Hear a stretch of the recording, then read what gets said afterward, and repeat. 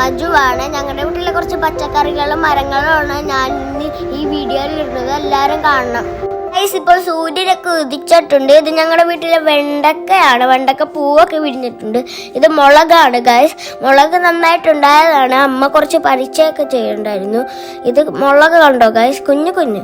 ഇത് വഴുതനങ്ങയാണ് ഗൈസ്. വഴുതനങ്ങ മുളകൊക്കെ ഉണ്ട്. ഇത് പിന്നെ ഇവിടെ ഒരു കുഞ്ഞു ടൊമാറ്റോ ഒക്കെ ഉണ്ടാവുന്നുണ്ട്. പിന്നെ പഴവുമുണ്ട്.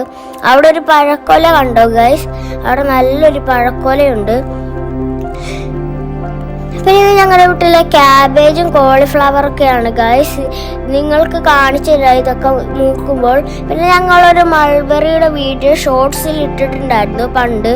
ആ മൾബറിയുടെ ഇതിൽ കോവക്കയുടെ ഇങ്ങനെ ചെടിയൊക്കെ പടർന്നു വന്നിട്ടുണ്ടായിരുന്നു. അതിലെ കുഞ്ഞു കുഞ്ഞു കോവക്കയൊക്കെ ഇവിടെയുണ്ട്. വലിയ കോവക്കയൊക്കെ അമ്മ അന്ന് പറിച്ചിട്ടുണ്ടായിരുന്നു. അമ്മ പിന്നെ കറി വെക്കുകയൊക്കെ ചെയ്തു അതും വെച്ച്.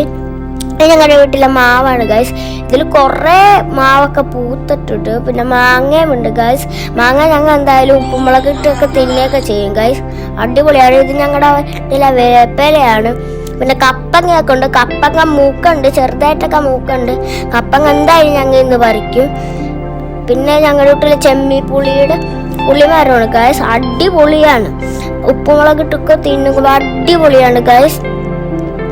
പിന്നെ ഇത് ചാമ്പക്ക മരമാണ്. ചാമ്പക്കൊക്കെ വീണ് കിടക്കണ്ടായിരുന്നു. പിന്നെ ചീര കുറെ ചീരയൊക്കെ ഉണ്ട് ഗൈസ്. കുറെ എന്ന് വെച്ചാൽ കുറെ ചീരയൊക്കെ ഉണ്ട്. പിന്നെ ഇത് കുരുമുളകാണ് ഗൈസ്. കുരുമുളക് കുറെ ഉണ്ടായി. ഇഞ്ചിയാണ് ഗൈസ്. ഇഞ്ചി ചെടിയാണ്. ഇഞ്ചി ചെടി. പിന്നെ ചീരയൊക്കെ ഉണ്ട്. അത് വേറെ സൈസ് ചീരയാണ്. ഇത്ര